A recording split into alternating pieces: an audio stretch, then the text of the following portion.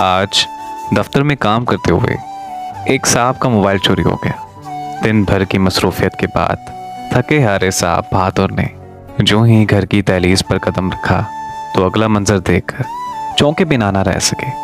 घर में सास और ससुर अपनी बेटी का सामान पैक किए उनके मुंतजिर थे।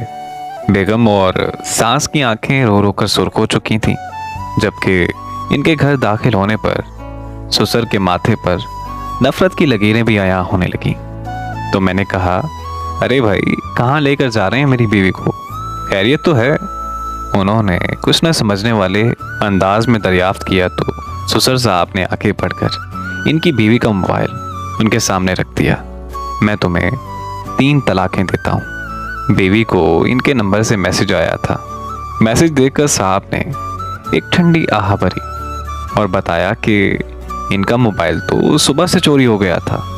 इन्होंने अपनी जेबें उलट करके सबको यकीन दिलाया। तो इन साहब की बेगम अपनी माँ से लिपट कर रोने लगी और ससुर साहब ने अपनी टांगें बैठे बैठे दराज कर ली। लेकिन चोर ने मेरी बीवी को तलाक का मैसेज क्यों किया? उलझन के मारे इन्होंने अपना नंबर डायल किया और आगे से चोर ने फ़ोन उठाया।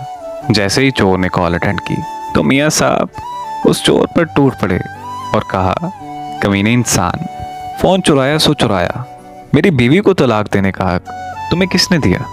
चोर ने इत्मीनान से उसकी बात सुनी और कहने लगा, देखिए साहब, सुबह जब से आपका फ़ोन चुराया है मुझे आपकी बीवी के 36 मैसेजेस मौसूल हो चुके हैं।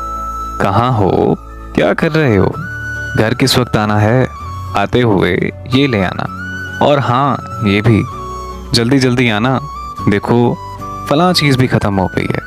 मैं तुम्हारी बीवी के मैसेजेस देख देख कर पागल हो चुका था, तभी मैंने तंग आते हुए 3 तलाकें इकट्ठी भेज दी और तब जाकर मेरी रूह को सुकून आया। और शुक्र है मेरी अल्लाह अल्लाह करके जान छूट गई।